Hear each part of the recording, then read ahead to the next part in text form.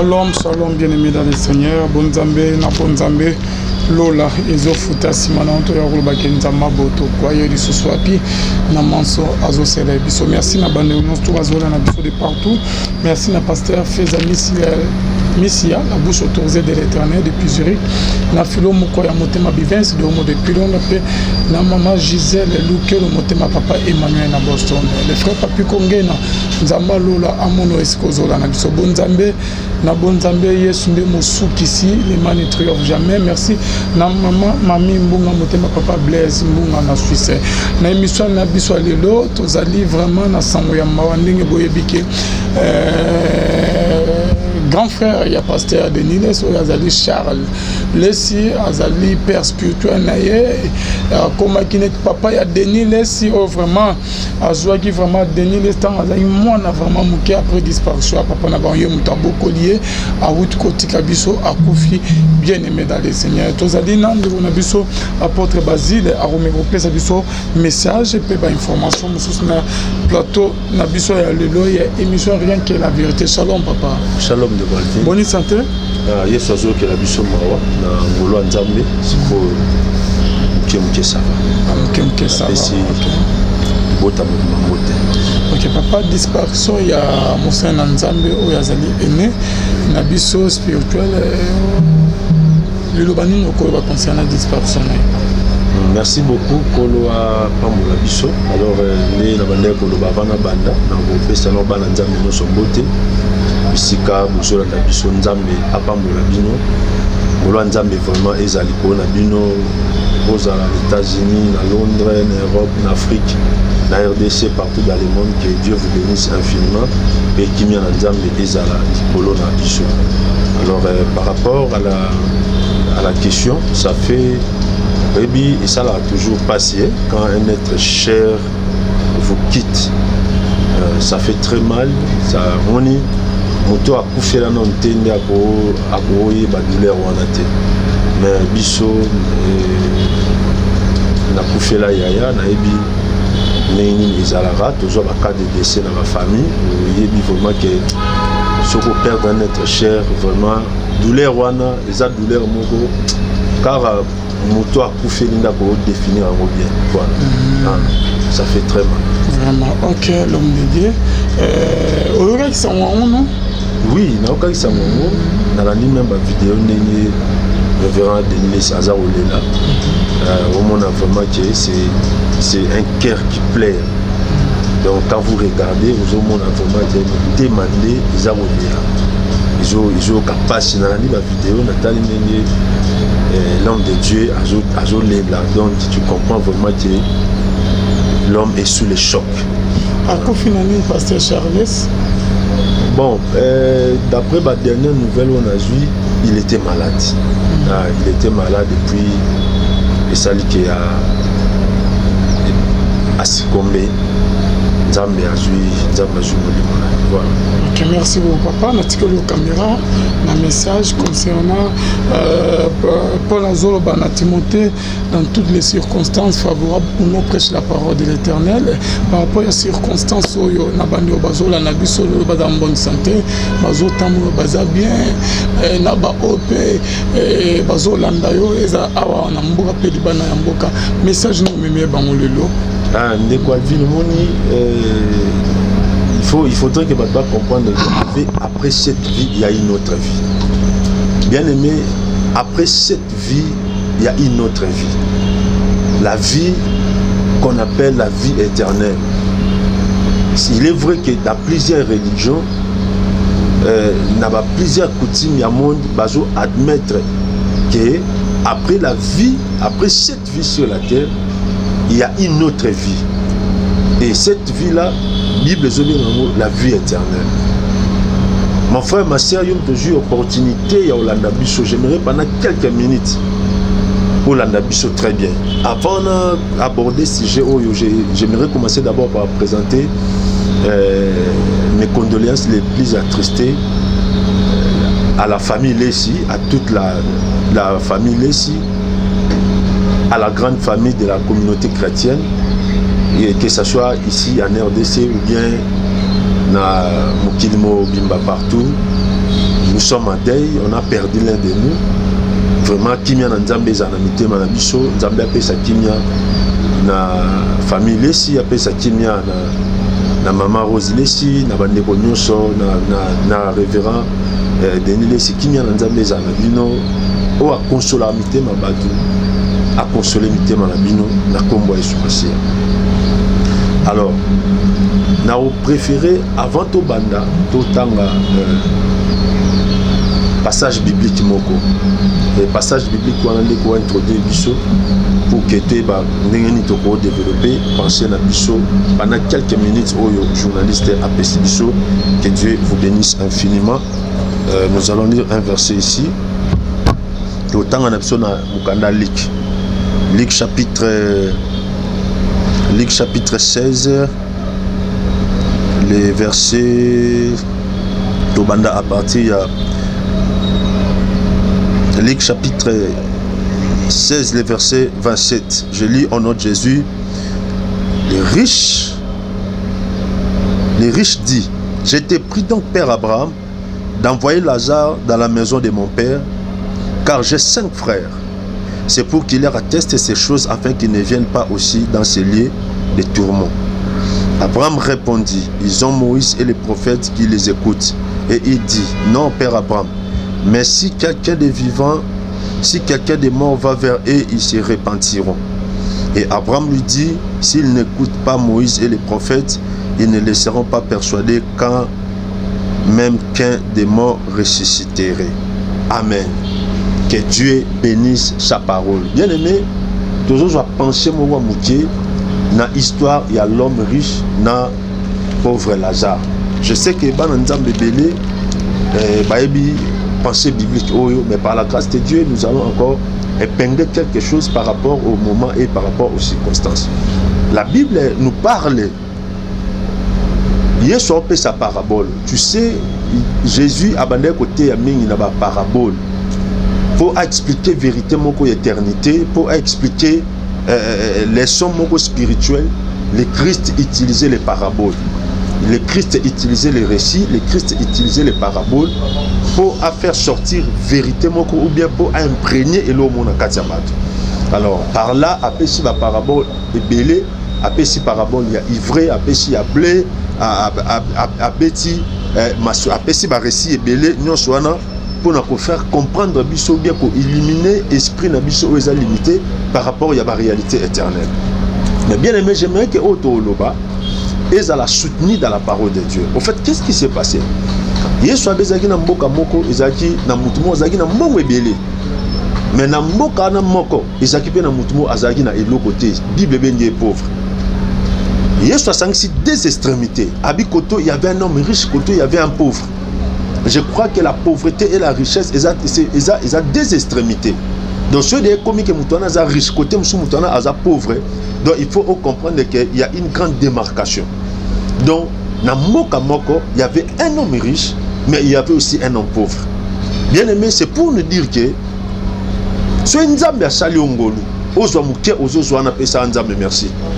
Ce Nzambe a sali ongolu, o liaka o vivre dans des conditions bien, que ce soit ici en RDC, que ce soit partout en Afrique, en Europe, aux États-Unis, na habité sur Mbokani, na Asie, na Océanie, partout. Pesa Nzambe merci. La Bible dit il y avait dans Mboka Moko Zaki na homme riche, Zaki na l'homme riche et il y avait l'homme pauvre. L'homme riche va une communauté, mais l'homme pauvre, Bible va une communauté Zaki Lazare. La Bible ne dit pas qu'est-ce qui a fait que Moutouana a la riche. Bible peut l'obiter qu'est-ce qui a fait que Lazare peut a la pauvre. Mais Bible présentait bon Balebi o Azaki riche o Azaki pauvre. Mon frère, ma soeur, ceux qui Nzambe a sali ongolu na vie. Ozana bozuya mokilio. Pesa Nzambe merci. Parce qu'il y a des gens quand on a belé au tambola o. Tam susu au rouler na mituka. Tu construis. Mais il y a des gens qui ont ça calcul à Oliandeni. Il y a des gens qui ont ça calcul à Mélandeni. Il y a des gens qui ont ça calcul à Osalanini. À Osalamakamenini. Il y a des gens même qui manquent les transports pour se déplacer. Il y a un Paul Abisi Timothée dit aux riches de ces présents siècles de ne pas être riche dans les choses de ce monde, mais d'être riche en bonnes œuvres. Bazala ba riche na misala ya malamu. Mais richesse n'a pas à compter quand on a bien de ce monde parce qu'il est éthical. Mais bien aimé, la Bible dit ceci. Un jour, Moju ya Koufi, un jour, pauvre Lazare peut aller lipongi à Koufi. Bangonyo so ba Koufi, tant ba Koufi, Bible obi réalité mo salami, pauvre Lazare ba ange ba juillet. Mais l'homme riche a quelque se retrouver dans lieu de tourment. Mais Bible lobi non te qu'est-ce qui a fait que oh na mokili azaki na mbongo mais accueilli na lieu de tourment, au côté na mokili azaki na pauvreté mais accueilli na sein d'Abraham. Mais ce qu'on te continue de comprendre pourquoi mon quoi s'est retrouvé place ou pourquoi mon choix s'est retrouvé place parce que Bible et l'obité pourquoi cet homme là était riche mais Bible et l'obité peut-être pourquoi Lazare était pauvre. Maintenant Bakoufi va se retrouver dans son éternité. Ce qu'on dialogue est bandit. Oh azaki mozu na mabele à se retrouver pauvre kuna. Oh et pas azaki pauvre na mabele à se retrouver kuna consolé. Mon frère ma sœur, la vie sur la terre est kosaoté. La vie sur la terre est voilée au michouté. Après cette vie, il y a une autre vie que la Bible appelle la vie éternelle. Et vie éternelle, ils ont abandonné la mibale. Le bin a sia mabele, toi na ba choix ibele. Au cause à la chrétien catholique, au cause à kimbangiste, au cause à protestant, au cause à musulman, au cause à bouddhiste, au cause à nyonso. Mais éternité, ils ont mibale. Soit le ciel, soit l'enfer. C'est ce que nous parlent ces versets bibliques. Bah, c'est retrouvé pour nous, moi qu'on a lieu de tourment, moi qu'on a ancien d'Abraham, dialogue et bani. Imaginez mon se retrouve place où Azuebisa, Atala, l'homme riche Atala, l'homme Atala, na tolo ya Abraham, à qui comme on a, mon bola ou abandonné qu'on souffre na siama bile. Aibisi papa Abraham, yebisa Lazare. Azwa Moussapine, Achamona Kachamai, donc, Atangiselanga a versé une goutte d'eau. Mais Lazare a dit, Abi, souviens-toi, quand tu étais sur la terre, au Ménaï Vimoro, il y a bien, au Bandek Olia, au Bandek Omela, Lazare a abandonné souffrir, mais l'élo Lazare a consolé. Bien aimé dans le Seigneur, Bazouebi Samoutouana a ses souvenirs, mais comme il est trop tard. La parole que je t'annonce, la parole que nous prêchons, ce qui nous va permettre Oyo Kango, c'est parce que nous avons commis trop tard dans la vie. Aussi longtemps que nous sommes sur la terre, c'est qu'il est commis trop tard. Mais bien aimé, il arrive un moment, il arrive un temps où il y a la possibilité de réparer. Voilà la Bible dit quoi? La Bible dit, souviens-toi, Dieu te donne. Kanisa Nzambe. Yeba Nzambe na kacha final. Babandi ko développer. Yebise achama yabi kanisa tan ozalaki. Mon frère, ma sœur, bilora mokili et avec léoté. Mitu kabanda kuma pango mitu mbongo mokili et avec léoté tozaba pa ya pe ba lekinzela. Lelo pasteur a munene Charles Lessi atiki biso. Lobito ebité et ozala tourana. Mais Dieu te parle que ils ont trop tard et batumi nene ba otika biso na monde. Je crois qu'il y a une sorte d'interpellation. Interpeller Moutinho ce que tant au commis, il faut monter à Bongisa et Tamouline Nanzambe. Aïbissa Lobi, Yebisaye a versé l'icône une goutte d'eau. Abi, mais il va Abi, souviens-toi, mon frère, ma soeur, t'as la vie au mené. T'as la Nzamba Péchio. Nzamba Péchio au Batebele Bazana Moté. Nzamba Péchio au Batebele, ils rêvent na bango. Lelo ova nanda o batebele ba osanga même place acha mutu ezana bat balala na mituka ezana bat balala na ba matanga parce que azana place o lala te mais yo wana ba parcelle combien ozana banda ku combien ezana bat ba otambola par-ci par là pour no luka bana mais yo nzamba pesa o bana ezana bat ba otambola pour no luka mbongo mais tala vie no mona ke o simba kisito kota magie to ça les formes monter on joue na facilité. Il faut savoir dire merci à Dieu. Et comme à un moment moko l'homme riche a kanisi bandeko na ya tika na mabelabi père Abraham yebisa Lazare ke yebisa bandeko na pour ba ya place na zate. Abraham a ebseni abi na mabele puna bazana Moïse bazana Élie a cité des personnes. Moïse a passé la kimai, Élie a kitisa imoto. Père Abraham na au-delà na éternité aibisa bi bazana Élie bana Moïse so ba yoki bango ba ya place aux zate ya habité soki muto akufa ase kwa ke bisa bango ba yoka ye. Abraham abi non Ceux qui bayo qui bateau bon ba éviter. Ata muta kufa ceux qui ba tika lokete. Mon frère ma sœur, nzamba otinda bat musuté. Nzamba pasula likolo te événement mo esalami po ba te osango malamu non. Nzamba ko utiliser ka Moïse na Eli. Moïse na Eli ezali bateau ba yebi. C'était des prophètes au nzamba tinda na kata Israël. O batu nyosu bayeba ki soko ondimie malam ezaki batu bayaki identifiable toyebi Moïse toyebi papa na bango toyebi maman na bango toyebi Eli auta wapi abimela ndengeni. Dieu n'enverra pas des anges. Dieu n'enverra jamais les extraterrestres pour baya ote osango malam. Nzamba otindaka bato yo yebi. Mon frère, il y a beaucoup de décisions dans la vie. Ou bien na bato belé lo ba regretter. Peut-être pour ani abala mwasi wana. Peut-être pour ani anima au salam salawana. Il y a des gens qui regrettent aujourd'hui. Nakangama na garçon pour ani. Moi na mwasi na kangama ine pour ani. Il y a des gens qui vont regretter alelo. Pourquoi na sala formation telle? Pourquoi na sala na formation telle? Mais mon frère, ma chère, il y a une décision qu'on ne regrettera jamais. C'est d'avoir accepté Jésus-Christ comme ton Seigneur et ton Sauveur personnel. Abraham a révélé que et l'oko est déterminé c'était la foi. Donc quand ils étaient sur la terre, malgré sa pauvreté, Lazare a crié. Lazare a accepté la bonne nouvelle. Toute sa richesse, l'homme riche n'a pas voulu accepter. Il y a mon ami Toukanaï, ba pasteur, ba aventurier, ba tanzalawana, ba escroc, ngana mbongo. Il y a des gens qui vont très loin. Ngakuna sambela te menzamba pianga. Bino bo ke kaukana ba moy, bo ke sambela butu moy, bo ke sambela tongo pourquoi? Bozo kelote bien aimé. To sambela pour la richesse te. To sambela pour la mitukate. To sambela pour la mapangute. To sambela pour le loko eleki mituka. Eleki mapangu, eleki bandako. L'âme d'une personne. La Bible dit à quoi sert à une personne de gagner le monde, mais s'il perdait son âme. Il y a des gens qui disent bazo karamana l'église, bazo gêner, bazo prier, autant la vie ne peut pas l'autre. Mais nga kuna kende église te, tala o nazana oui, et l'homme riche, bozuinaye et kanga kemisu, bozuinaye et empêcha qui est à comprendre que après cette vie, il y a une autre vie. Bien aimé, la vie éternelle existait. Accepte Jésus comme ton Seigneur et ton Sauveur personnel et abandonne cette vie de péché. Abi, yebisa bandeko na ngai. Yebisa Lazare c'est quoi? Ak yebisa bandeko na po baya. Te père Abraham abi non. Bana ba Moïse, bana ba Eli. So ba yoki bango. Donc problème il y a l'homme riche là qui a bando obo yoka. Maman, libale peksa ote ko yoka. Et pekso te kondima. Mutu kabanda ko tongi na vie. Et peksa ote. Toza ba pa ya pe ba lekinzela na sia mabele.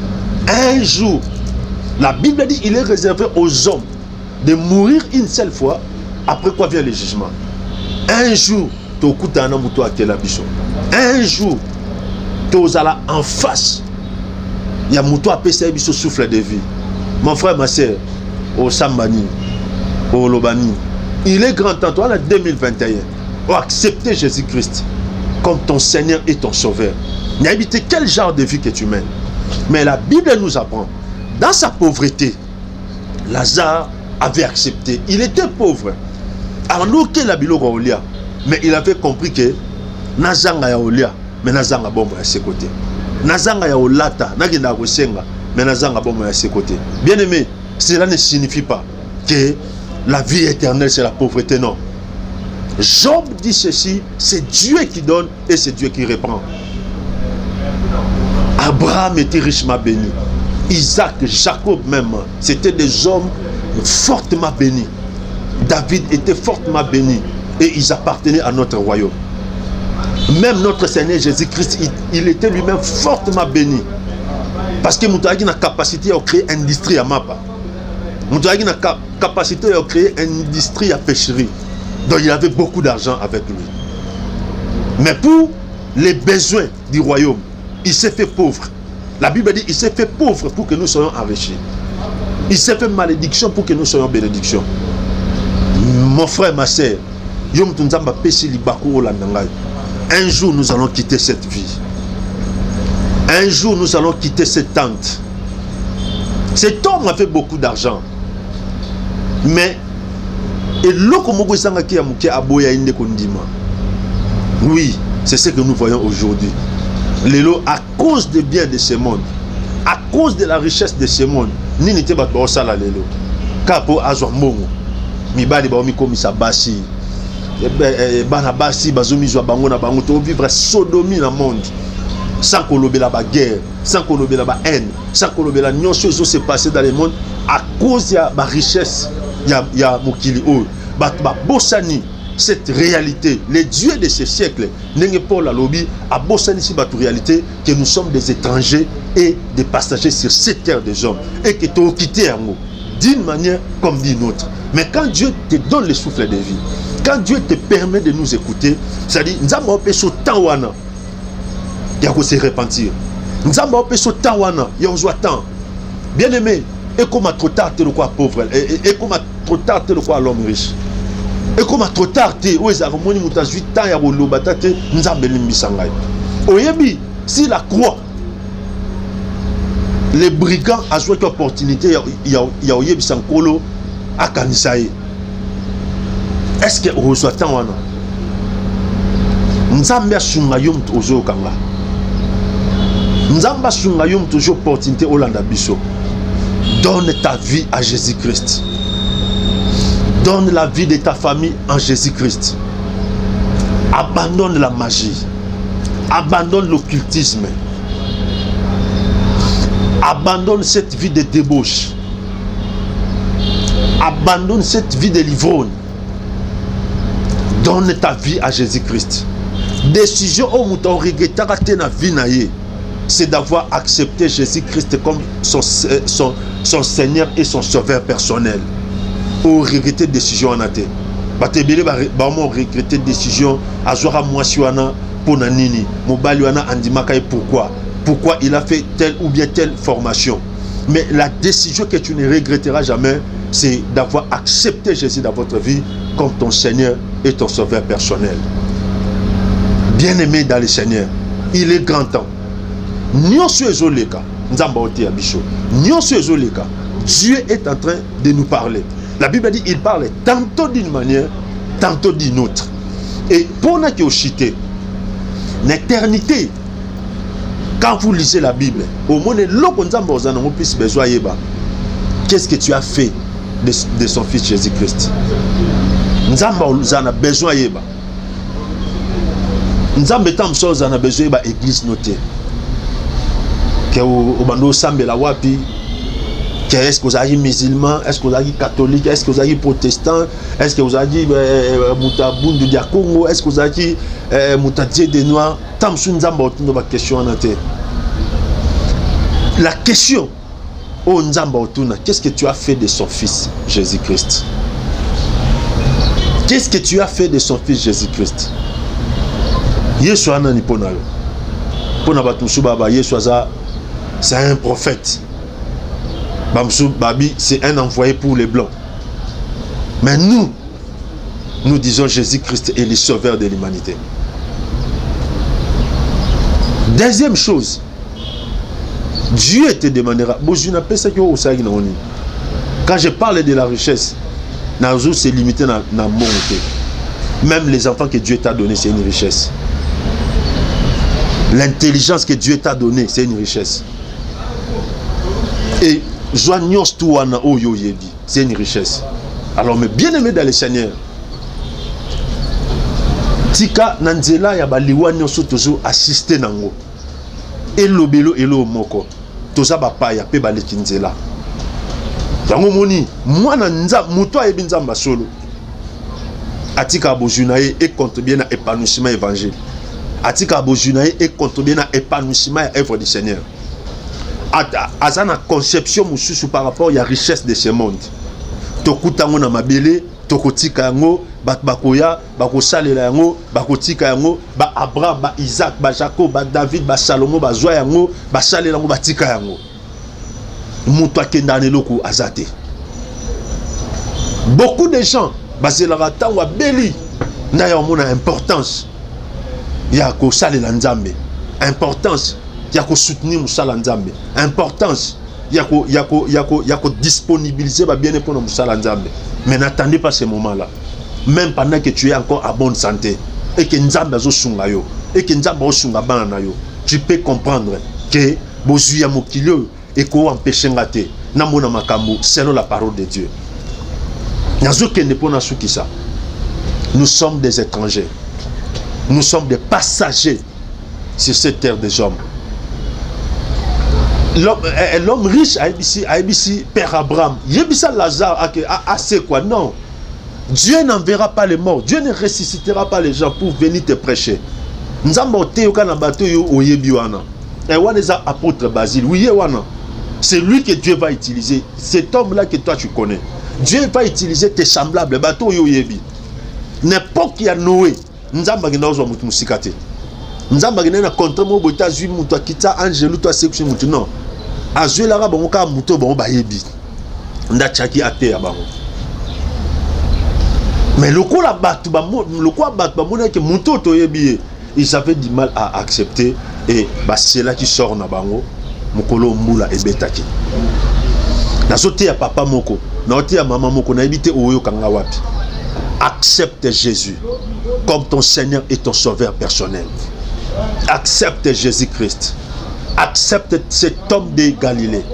Accepte cet homme de 33 ans. La Bible dit ceci. À tous ceux qui l'ont reçu, à ceux qui ont crié en son nom, il a donné le pouvoir de devenir enfant de Dieu.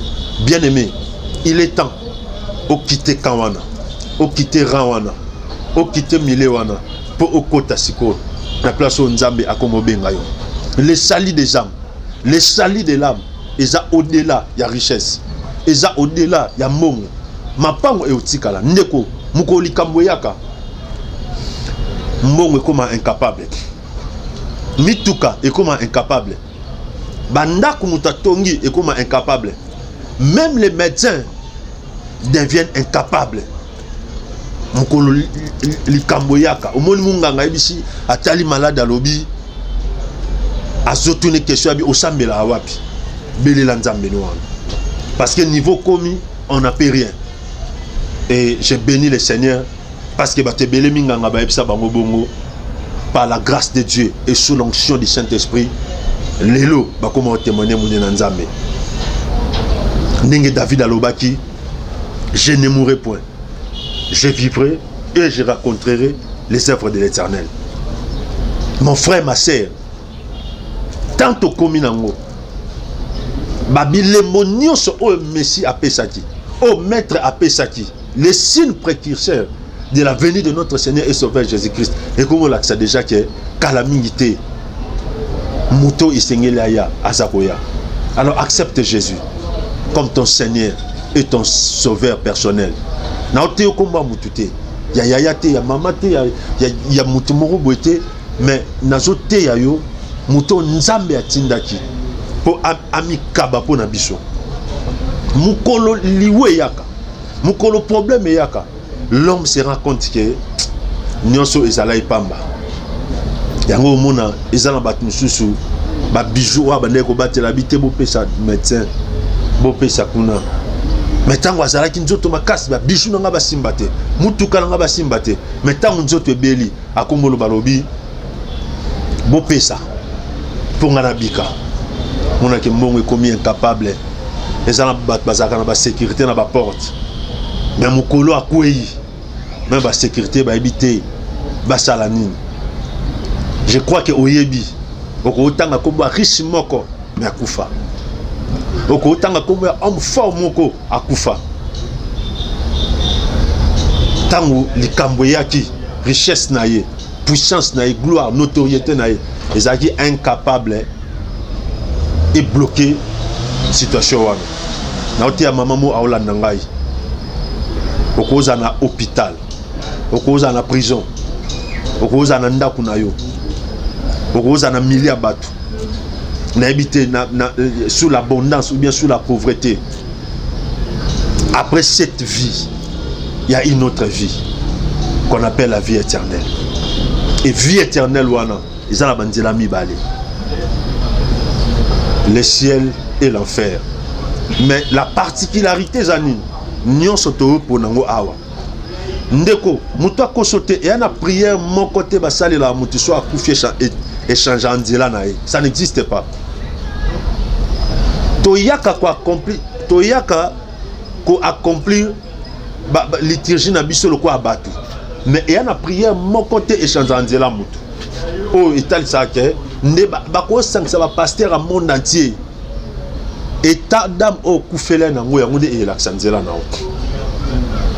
Soki o yamba yesu te. Et comme trotaso au koufi déjà. Mais le quoi nzamba sali que ose à la vivant. Accepte Jésus-Christ comme ton Seigneur et ton sauveur personnel. Alors j'aimerais prier natiko na maboko nzambe. Diom to 8 ans Hollande biso na habité Hollande émission wapi partout place aux alliés. Nanzela mateya o nzamba simba mutema na yo. Nanzela mateya o nzamba salo grâce au bongo la mutema. Et au mona que il y a des grandes richesses que le Créateur avait prédestinées pour toi. J'aimerais prier Nassambela Pona. Dieu d'Abraham, d'Isaac et de Jacob, par ces messages, nazotika mutu nyonso o azwi libaku ya kolanda biso. Nanzela mateya o nyonso Satan, o nyonso monde à ténèbres, et tcha incrédulité, tika nanzela mateya o. Nzambe na bomo incrédulité na ekweya. Na lingi nanzela mateya au peuple du monde entier va accepter yo lokola Seigneur et Sauveur, peut abandonner la vie de péché. O aza maladie abika, o aza na problème azwa solution, o aza ngi kimia azwa kimia. Yo mutu mambuzo tambola te. Nzambe assiste mambo tambola au nom de Jésus-Christ.